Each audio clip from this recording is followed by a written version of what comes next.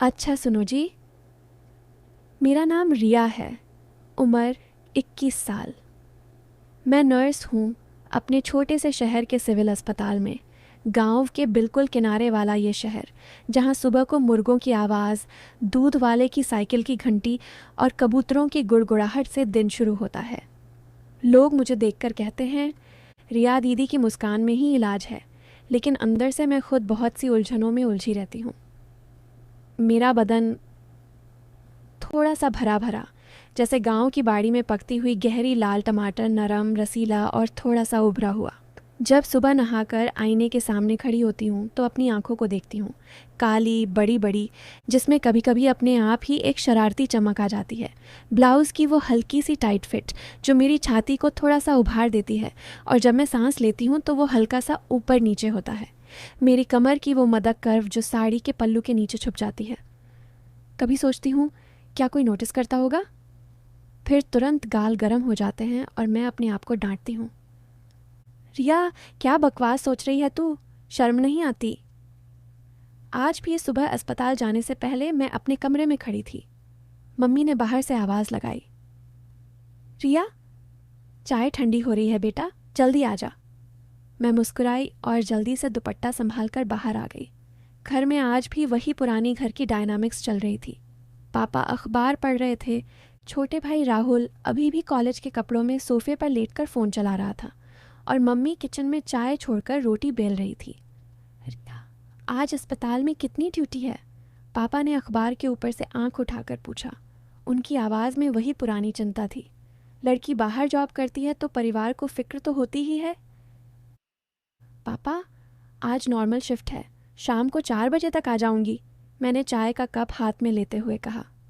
चाय गर्म थी, उसमें अदरक की खुशबू आ रही थी।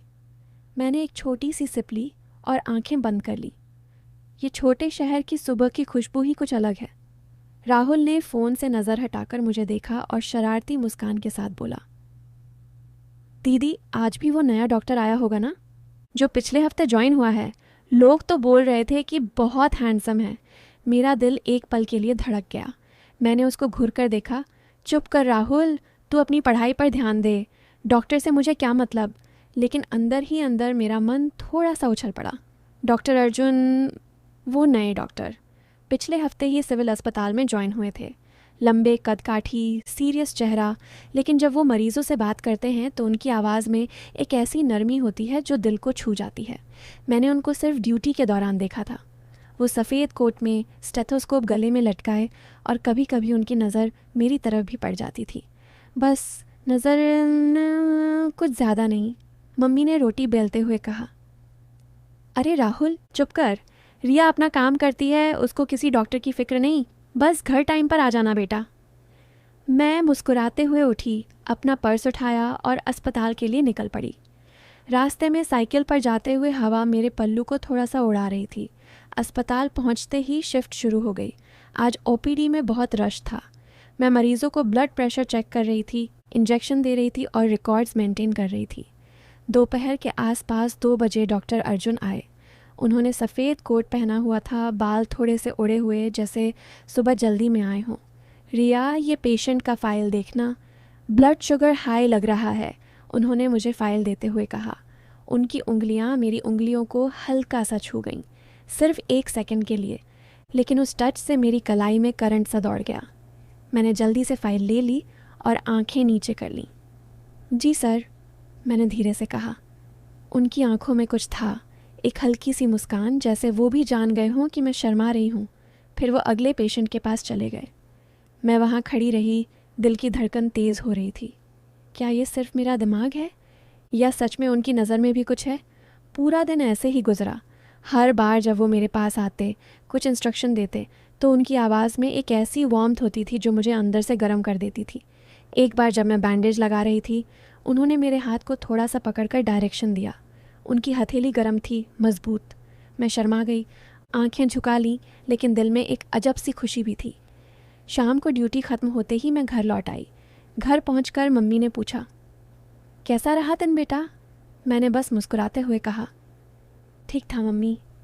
लेकिन अंदर ही अंदर डॉक्टर अर्जुन की वो हल्की सी मुस्कान, उनकी नज़र, वो छोटी सी टच, सब घूम रहा था।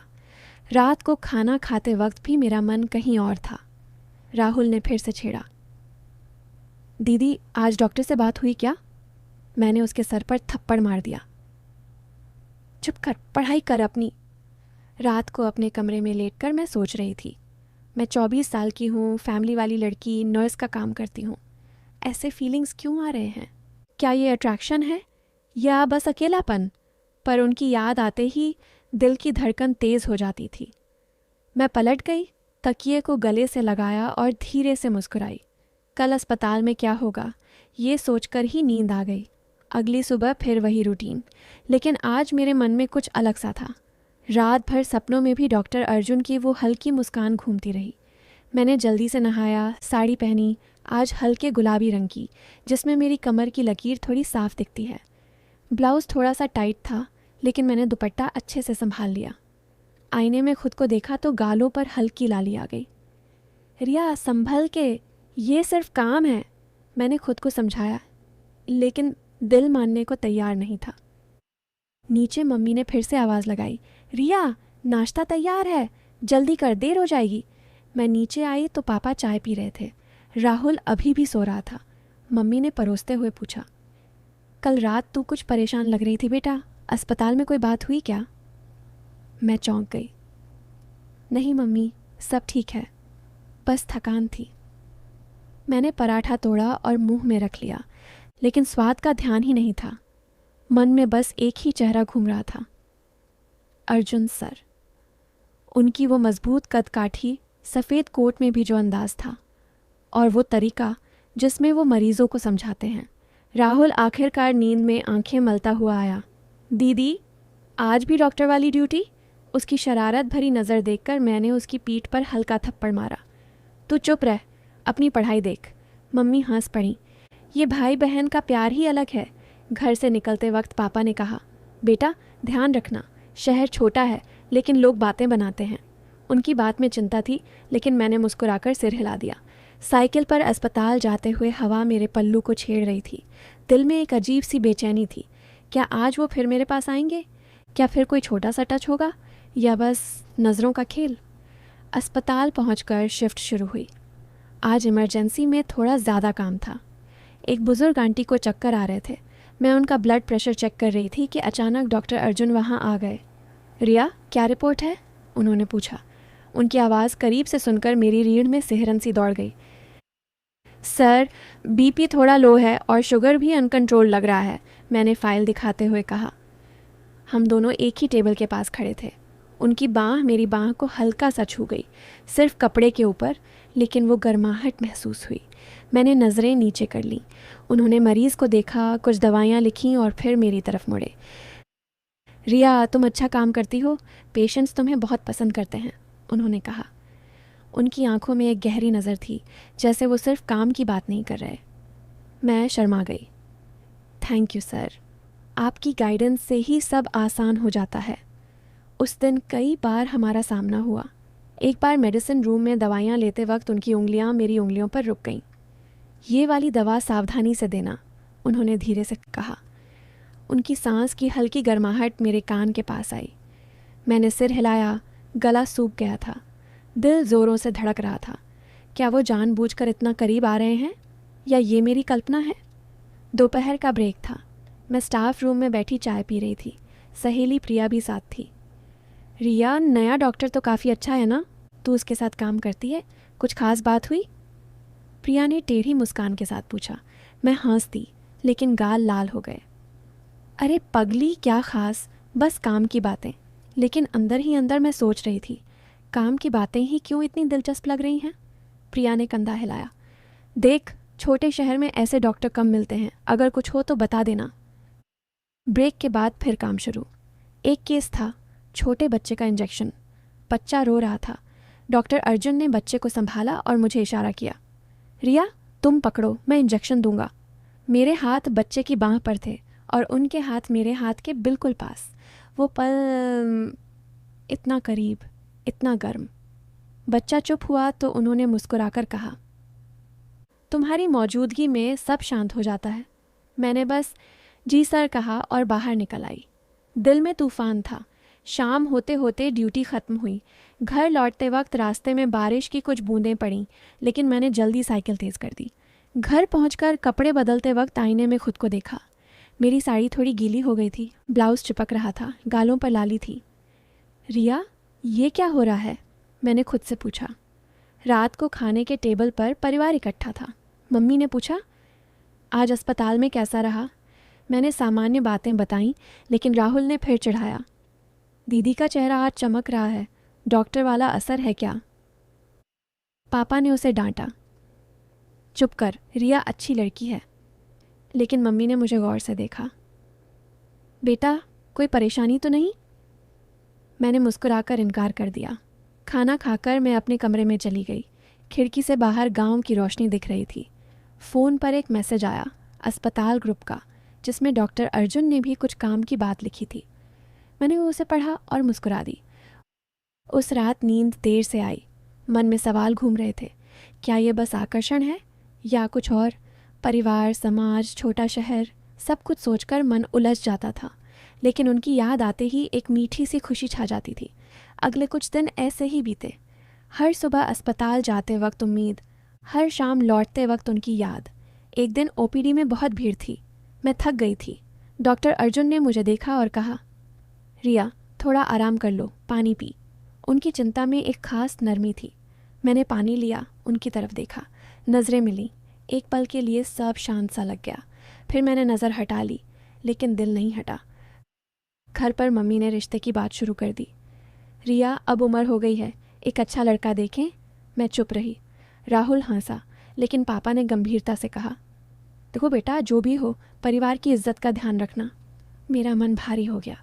डॉक्टर अर्जुन, वो भी तो किसी परिवार के हैं। क्या ये सब संभव है या बस एक सपना? अगले दिन अस्पताल जाते वक्त मेरा मन भारी था। घर पर मम्मी की वो रिश्ते वाली बातें अभी भी कान में गूंज रही थीं। रिया, अब उम्र हो गई है बेटा, अच्छा घर बार देखना चाहिए। पापा चुपचाप सुन रहे थे, लेकिन उनकी नज़र में भी वही चिंता थी। राहुल ने मुझे चिढ़ाते हुए कहा था, दीदी, डॉक्टर साहब से पूछ लो ना, वो तो अच्छे लगते हैं। मैंने उसे घूरा, लेकिन दिल में एक तीर सा चुभ गया। क्या सच में ये सब इतना आसान है? अस्पताल पहुंची तो आज माहौल थोड़ा अलग था। बारिश नहीं हुई थी, लेकिन हवा में नमी थी। ओपीडी में मरीजों की लाइन लगी हुई थी। मैं काम में लग गई, इंजेक्शन, ड्रेसिंग, फाइलें। लेकिन नज़र बार बार दरवाजे की तरफ जाती। डॉक्टर अर्जुन कब आएंगे? कल वाली नज़रों का खेल, वो हल्का सा टच, सब याद आ रहा था। दोपहर के करीब वो आए, सफ़ेद कोट में, लेकिन आज उनके चेहरे पर थकान थी। रिया, आज का शेड्यूल देखो, 2 क्रिटिकल केस हैं, उन्होंने कहा। उनकी आवाज़ में वो नरमी थी, लेकिन कुछ और भी, जैसे कोई बोझ। मैंने फ़ाइल दी, हमारे हाथ फिर छू गए, इस बार थोड़ा ज़्यादा देर तक। मैंने हाथ खींच लिया, लेकिन उंगलियों में वो गर्माहट बाकी रही।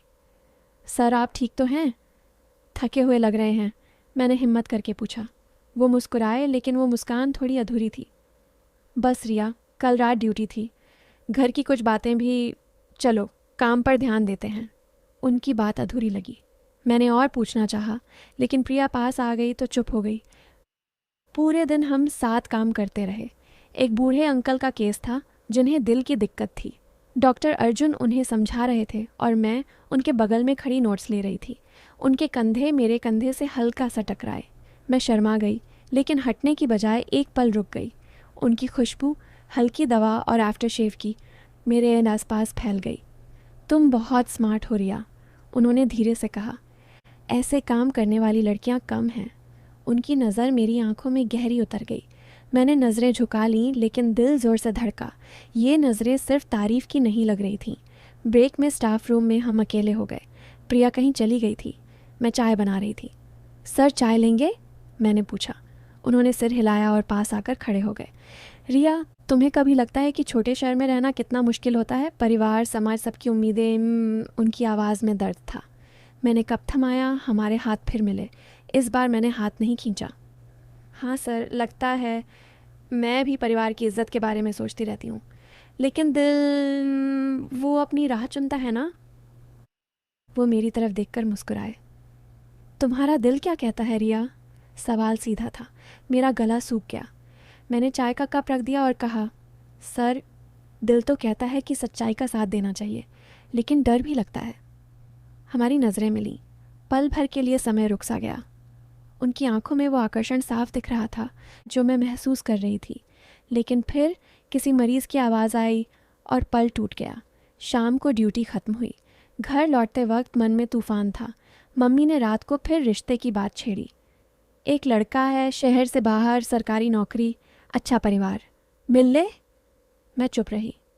पापा बोले, रिया तुम्हारी मर्ज़ी है लेकिन सोच समझ कर। राहुल चुप था, लेकिन उसकी नज़र में सहानुभूति थी। मैं कमरे में आकर रो पड़ी। क्यों ये सब इतना मुश्किल है? अर्जुन सर, वो भी तो किसी के बेटे हैं। क्या वो कभी परिवार के सामने मेरी बात रख पाएंगे? अगले 2-3 दिन ऐसे ही बीते। नज़रों का खेल बढ़ता गया। एक दिन लैब रिपोर्ट्स चेक करते वक्त हम टेबल पर झुके हुए थे। उनकी बाँह मेरी पीठ को हल्का सा छू गई। रिया, तुम्हारे बिना ये काम कितना मुश्किल हो जाता, उन्होंने फुसफुसाकर कहा। मैं शर्मा गई। नहीं सर, आप भी। लेकिन बात अधूरी रह गई। दिल में उम्मीद और डर दोनों बढ़ रहे थे। फिर एक दिन सब बदल गया। अस्पताल में मीटिंग थी। डॉक्टर अर्जुन को कुछ दिनों के लिए शहर से बाहर जाना था, कोई ट्रेनिंग के लिए। मीटिंग के बाद वो मेरे पास आए। रिया, मैं कुछ दिनों के लिए जा रहा हूँ, तुम अपना ध्यान रखना। उनकी आवाज़ में दर्द था। मैंने सिर हिलाया, लेकिन आंखें नम हो गईं। सर, आप भी सुरक्षित रहना। वो रुक गए, जैसे कुछ कहना चाहते हों। फिर धीरे से बोले, रिया, जब मैं वापस आऊँगा कुछ बात करनी है, दिल की। मेरी सांस अटक गई। मैंने बस मुस्कुराकर सिर हिला दिया। वो गए। अगले दिन अस्पताल सूना सा लग रहा था। काम करते वक्त बार बार उनकी याद आती। घर पर मम्मी ने रिश्ते वाला लड़का घर बुला लिया। वो लड़का अच्छा था, सॉफ्ट स्पोकन, अच्छी नौकरी। लेकिन मेरे मन में अर्जुन सर ही थे। डिनर के दौरान मैं चुप रही। लड़के के माता पिता चले गए तो मम्मी ने पूछा, कैसा लगा? मैंने कहा, मम्मी मुझे समय दो।